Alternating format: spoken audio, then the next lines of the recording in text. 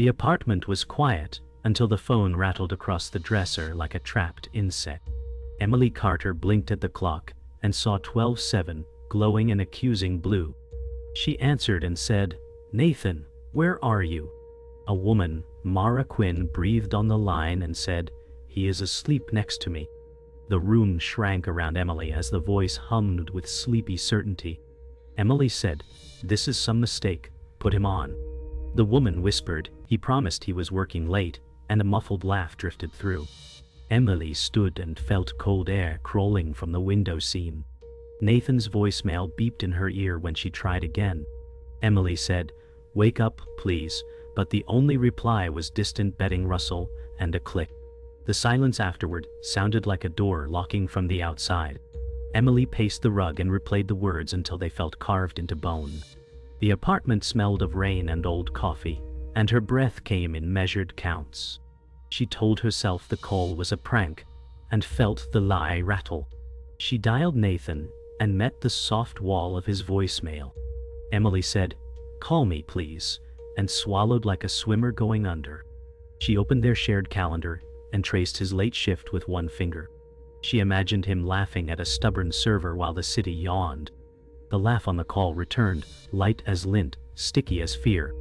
Emily said, "Stop spiraling," and pulled a sweater over the chill.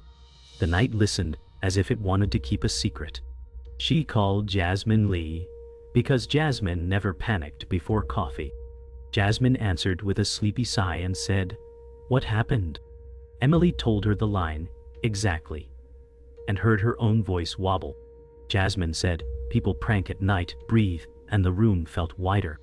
Emily said, "It sounded like she could touch him," and silence pricked both ends of the line. Jasmine asked for proof and urged a message instead of guesses. Emily wrote, "Are you safe?" and watched the tiny sending bar crawl. She added, "Call me when you wake," and pretended she did not want an instant reply. Jasmine said, "Try to sleep," and promised to call at dawn. Sleep would not bargain, so Emily bargained with order. She set the phone on the table and lined up old receipts like tiles. She told herself the numbers would soothe her if they added to normal. A rideshare at midnight last Thursday glared like a lit match. Emily said, "He was on call that night," and felt the alibi wobble in memory. She traced the driver's drop-off near a street she never visits. The printer hummed as she pulled a map and circled an address. Emily said, "Ask him first," and capped the marker like it could end the noise. The rain paused, and the apartment held its breath with her. Dawn bruised the windows purple, and the city traded sirens for buses. Emily left a final message that was careful and kind, because habit is a long leash. She said, "Call me when you get this," and the words felt smaller than the room. The kettle clicked and masked a throb in her neck. She stood by the window and imagined Nathan walking toward the day he promised. A pigeon startled from the sill and sketched an abrupt exit. Emily said, "We will laugh about this," and heard how hope can sound like pleading. The phone stayed black and heavy, and the calendar blocks kept their tidy lies. The morning arrived and did not explain a thing. Morning arrived soft and gray, and Emily Carter brewed coffee like a ritual she could still trust. She set 2 mugs out because habit was stubborn. She said, "You oversleep on Saturdays," to the quiet counter. The apartment held the ghost weight of Nathan's jacket on the chair. She folded it and felt a button nick her thumb. She said, "You always lose this one," and smiled like a reflex. The smile dropped when her phone stayed blank. She opened a photo from last fall and watched them grin in crooked sunlight. She said, "We were fine here," and tapped the screen as if it might speak. The kettle hissed and steadied her pulse. She poured 1 mug and capped the other for later. She told herself love is patient when it is brave, and patience is brave when it is scared. Jasmine Lee knocked at 9, with bakery brown bags and the face of someone steady. She said, "We eat first," and slid plates onto the table. Emily told her the midnight call again, slower this time. Jasmine said, "You are not crazy, but you are tired." The words laid a floor under Emily's feet. Emily said, "If it was a prank, Why did I believe it so fast? Jasmine asked for facts, not theories. They listed hours, messages, and the rideshare drop near an odd street. Jasmine said, ask him directly, then watch what he does. Emily wanted proof that did not hurt. The sugar on the pastry flaked like frost and sweetened the room. Jasmine squeezed her hand and said, I am here even if the answer stings. After Jasmine left, Emily opened the old box of postcards Nathan once wrote from road jobs. The ink was messy and cheerful in a way that felt unplanned. She read, found a diner that burns the pancakes sweet, and exhaled. She said, you did not sound like a liar then, and traced the curls of his letters. A dried leaf fell from one card and made a papery tap. She remembered the night he fixed a flicker in her hallway and whistled off-key. She said, you told me we were boring in the happiest way, and laughed once. The laugh wobbled and stilled. She stacked the cards and set them square. She said, come home and we will reset the day. The room warmed as if the memory turned a hidden switch. At noon, Nathan Hale texted a simple, swamped call later, and nothing else. Emily read it twice and felt the air thin. She said later when? And typed a careful reply. She asked where he slept and erased it before sending. Oh.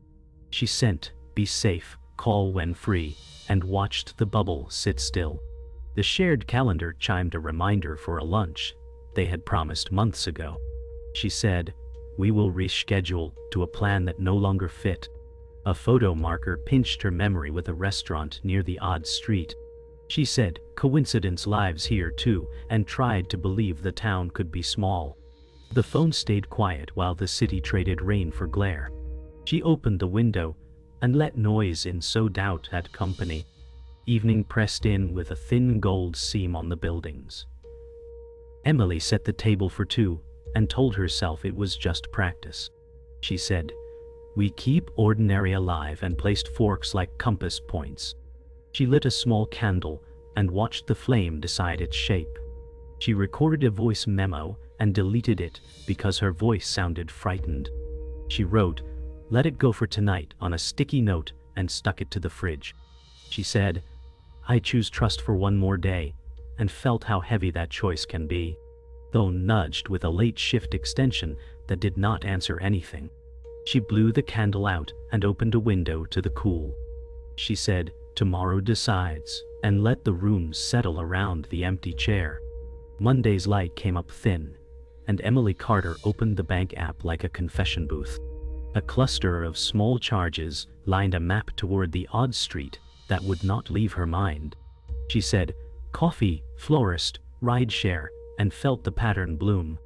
Nathan Hale texted a sun emoji and claimed a long outage at the office. She said, bring home batteries, and watched for a tell.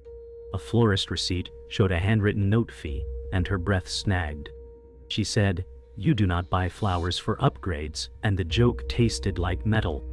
A rideshare detail listed a pin behind a row of brick townhouses. She copied it to a map and drew a straight line her heart refused. The afternoon waited like a held breath, and she decided to break it. That night, Emily pretended to read while Nathan dozed on the couch after his shift. The television murmured a show they both knew by heart, and the room softened. Nathan breathed deep and said, Mara, like the name was a pillow.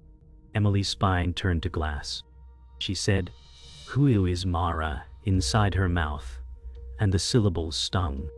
Nathan shifted and smiled in sleep, then added, I'm here with a sweetness that did not belong to her. Emily watched his hand curl as if it held a secret. She said, wake up, and brushed his shoulder. He blinked and asked the time like a man returned from a safe dream. She folded her fear into silence and memorized the sound of the name. In the morning, Nathan kissed her cheek and said the data center needed him across town. Emily traced the route he named and watched his blue dot veer the other way. She said, traffic detour, to her doubt, and tasted the lie. She called Jasmine Lee and described the name from the couch. Jasmine said, ask straight, not sideways. Emily texted Nathan, and asked for a photo of the server room tag to log their charity hours. Minutes stretched, and then a photo arrived with a wrong sticker color. She said new tags, and got a winking emoji that shrugged. The day dimmed even though the sun was loud. She printed the map and circled the pin that would not behave. At lunch, Emily walked the brick townhouses and counted doors like beats. Wind moved a paper flag on a small balcony and pointed at nothing useful. She said, "One pass only," and made two. A delivery driver climbed the steps of number 26 with lilies and a blank card. Emily glanced down as the driver adjusted the slip, and the name Mara Quinn winked like a dare. She stood back and felt the sidewalk tilt. A gate squeaked, and footsteps came close. She turned and pretended to study a street poster about a missing cat. A woman's laugh lifted from the stairwell, and a key turned. Emily walked away before the door opened and memorized the curve of the street. That evening, Emily set the map on the table and asked Nathan how the outage ended. He spun a quick story about vendor delays and flashed a tired smile. She said, "Did you change tag colors?" and watched his eyes choose a lane.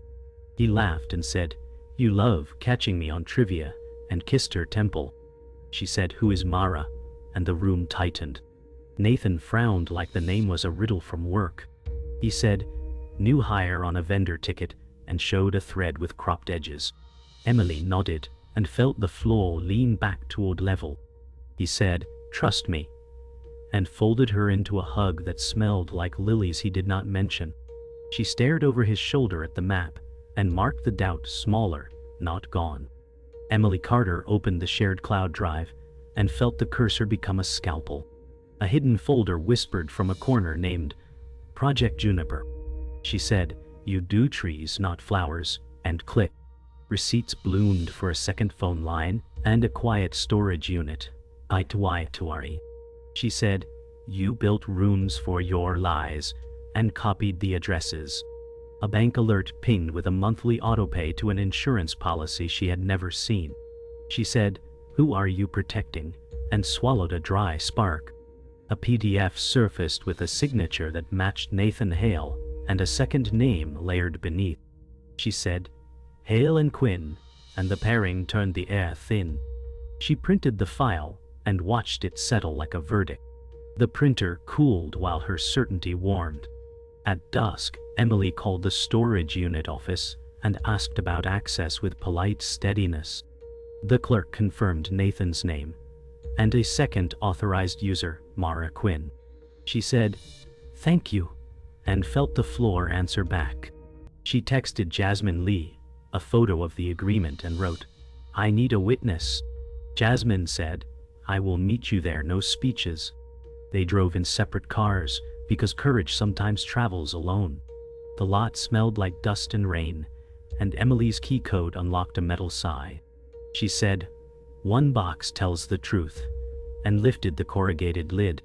Inside waited framed photos of a lake, a spare set of toiletries, and a holiday card signed with two neat initials.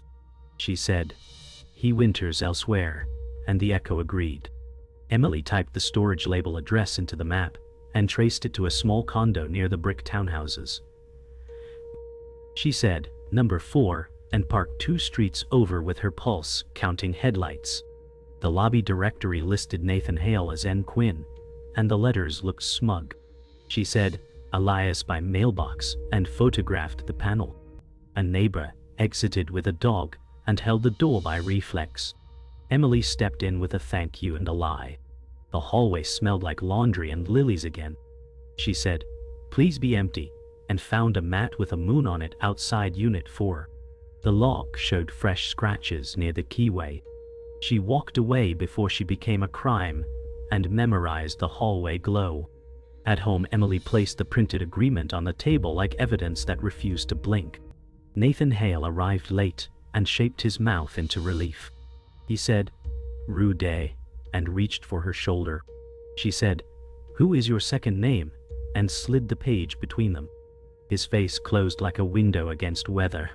He said, "This is work overflow," and tried to laugh the document smaller. She said, Storage units do not fix servers, and kept her voice even. He snapped that she had invaded his privacy, then softened into a practiced ache. He said, I was setting up a surprise, and let the sentence collapse. Emily said, for whom? And the room found its edge. His eyes sparked, then dulled into calculation. Silence stretched until it frayed, and Nathan chose offense like a shield. He said, you never trusted me, and knocked the chair back a fraction. Emily breathed and pointed to the holiday card initials. She said, these are not mine. He stared at the letters and blinked too long. He said, they are vendors, but the tone arrived late.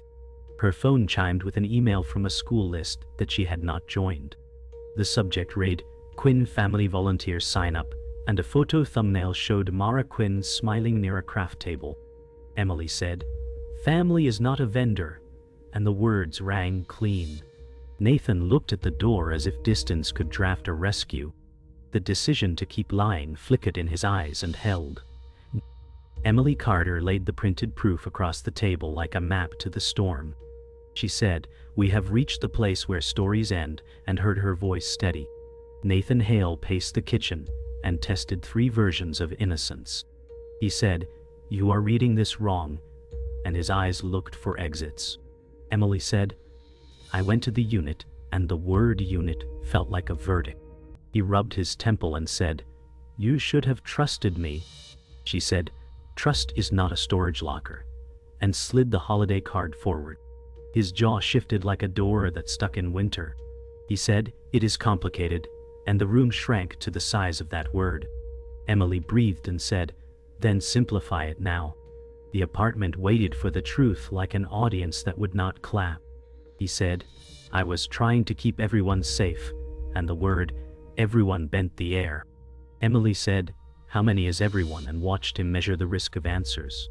He said, I made promises before I knew what we would be, and looked like a man drowning in tidy sentences. She said, you kept both, and pointed to the email from the school list. He said, do not make this ugly, and his voice gained edges. She said, it was ugly the night she answered my call, and the memory rang. He reached for her shoulder, and found her stare. She said no more soft landings, and moved his hand away. The silence grew heavy enough to tilt the room. The buzzer rattled, abrupt and certain, and Emily felt the plot choose its stage. She said, who is it? And a woman's voice answered, Mara Quinn, please. Nathan closed his eyes like he was bracing for surf. He said, do not let her in, and sounded smaller. Emily pressed the door release and stepped back from the frame. Mara entered with rain on her coat and a courage that looked borrowed. She said, we need to stop lying to each other, and held Nathan's stare. Emily said to both of us, and put the holiday card between them. Mara glanced at it and nodded like a verdict she wrote herself. The air thinned to a wire and hummed. Mara said, he promised to end one life clean, and the word clean cracked. Nathan said, I was ending it, and sounded like a man guessing the right answer. Emily said, you were rehearsing both, and opened the folder. Photos of lake trips slid like thin blades across the table. Mara said, I thought I was the only lie he told, and her mouth went hard. Nathan reached for the papers and found Emily's hand there first. She said, leave them, and did not raise her voice. He said, I love you, and it fell into the room without a recipient. The storm outside stuttered on the glass like applause for the wrong scene. Words detonated and then arranged themselves into a final shape. Emily said, choose one truth and say it standing up, and stepped aside from the table. Nathan looked from face to face and saw there were no soft corners left. He said, I lived with Mara while telling Emily we were building a future, and the sentence emptied him. Mara's eyes shone but did not break. She said, you will tell the rest to the people who matter, and moved toward the door. Emily said, you will pack tonight, and felt something unhook inside her ribs. Nathan nodded once, because gravity had taken the choice. The storm eased, and the room felt taller without the lie holding the ceiling down. Morning found Emily Carter packing with a steadiness that surprised her hands.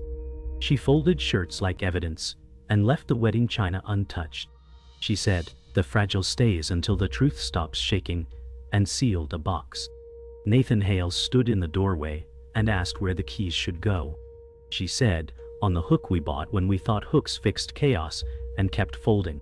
He offered to carry the heavier things, and she let him, because endings are manual. She said, "You will email the volunteer list and correct the name," and he nodded. A neighbor asked if they were moving or molting, and Emily almost smiled. She said, "Both," and taped the last seam flat. The apartment felt lighter, like a room exhaling after a long hold. After lunch, Emily met Jasmine Lee at a quiet coffee shop and laid out the plan like a map. She said, "I will tell HR and our building manager, then my parents," and breathed.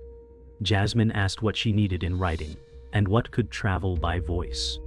Emily said, "Receipts in a folder, compassion in person," and sipped slowly. She drafted an email to the school coordinator and attached the correction for the Quinn family entry. She said, "No one should learn this from a rumor," and pressed send. Jasmine offered a spare room if the lease wrangled back. Emily said, "I have a short stay booked near the office," and showed a confirmation. They listed tasks until the ache sounded like work. Jasmine said, "You are not alone," and the words held. Emily met the building manager in the lobby and signed the addendum with a careful hand. She said, "Remove Nathan Hale from authorized access," and slid over the keys. The manager asked if there was a safety concern, and Emily chose clarity. She said, "There's history, not danger," and accepted a new door code. In the evening, she called her parents and told the story with more pauses than details. Her mother cried softly, and her father said, "We will come Saturday," and meant it. Emily said, "Bring the toolbox, not the cavalry," and wiped her face. A second call to HR logged a change to emergency contacts and next of kin. She said, "I will be reachable at this number," and wrote it twice. The day ended shaped like a checklist, but felt like a scar. 2 days later, Mara Quinn asked to meet in a public park by the lake, and Emily agreed. Wind skated the water and carried the smell of cut grass and rain. Mara said, "I did not know the first year," and looked at the boats. Emily said, "I did not know until the call," and watched a gull lean on the wind. Mara offered copies of school forms and the insurance policy in case Emily needed leverage. Emily said, "I want closure, not a trophy case," and tucked them away. They spoke about routines and small kindnesses that now stung like nettles. Mara said he should apologize without witnesses, and the idea felt just. Emily said, "He will return the ring and the storage key, and check the time." They parted like survivors who could name the fire without relighting it. On Friday, Emily returned to the apartment to collect what the movers left and to draw a final line. Nathan waited with a small box and an apology that arrived without theater. He said, "I am sorry I built a life on borrowed hours," and set the ring on the table. Emily said, "Return the access cards and delete the aliases," and he complied. She handed him a list for the school and the storage, and the word accountability felt clean. He asked if there was a chance to repair, and she did not let the question bloom. She said, "You can repair yourself," and opened the door. He stepped into the hallway and did not look back. Emily closed the door and felt the hinge take her side. The quiet that followed was not empty, it was space. Emily Carter boxed the last photo and labeled it with a date, not a feeling. She said, "Archive, not shrine," and slid it onto a shelf. The new apartment smelled like paint and sawdust and second chances. She set a small plant by the window and checked the roots. She said, "Grow where you are watered and let the blinds breathe." A fresh phone number pulsed on a sticky note beside her keys. She forwarded final documents to her attorney with a clear subject line. She said, "No more folders named after trees," and deleted the old drive link. The kettle clicked and steadied her hands. She sipped and watched the city move, without her permission. She said, "I am moving anyway," and felt the words hold. At the school office, Emily met the coordinator and asked for corrections in polite sentences. She said, "Please remove my contact from the Quinn family list," and signed the form. The coordinator, Maya Brooke, thanked her for the clarity that others avoided. Emily said, "Accuracy is kindness," and meant it. Outside, she texted Mara Quinn a screenshot of the change. Mara replied, "Thank you for clean lines," and a small knot loosened. Emily walked past a playground and listened to the bright noise of ordinary days. She said, "Let normal be theirs," and put her phone away. A cloud pulled off the sun, and the asphalt warmed. She crossed the street into her next errand with a steadier step. In the evening, Emily drafted a final message to friends who knew both lives by accident. She said, "Here are the facts without weather," and attached 2 pages. She wrote dates, addresses, and the closure steps already done. She said, "Do not forward stories, forward receipts," and paused. She added a line asking for no more secret introductions. The send bar crawled and then cleared. She said, "Irreversible is another word for mercy," and closed the laptop. The room brightened as the sky went copper. She placed her ring into a small envelope marked return and set it by the door. The act felt simple and exact, like a stitch pulled clean. Jasmine Lee came by with takeout and a bottle that did not promise answers. She said, "We toast to what you kept," and poured 2 small glasses. Emily said, "I kept my name," and they touched rims lightly. They ate from cartons and laughed once at an old story that survived the fire. Jasmine asked if the quiet felt kind or sharp. Emily said, "Today it feels sized for me," and stacked the empties. They stood on the balcony and watched a train slide under the city. Jasmine said, "When you shake, call," and left a promise warm. Emily locked the door and tried the new habit of sleeping without bracing. Near midnight, Emily sorted the last emails and found an auto-scheduled note from a year ago. The subject read, "Reservation confirmed for Hale, Quinn family anniversary." The date stamped the night Nathan proposed. She said, "There it is," and did not flinch. She forwarded it to herself with a single line. She wrote, "This is the day I started over," and hit send. The plant on the sill moved in the draft like it agreed. She turned off the lamp and let the dark be honest. The phone buzzed once and then settled, as if it too had chosen silence. She lay down and did not bargain with the night.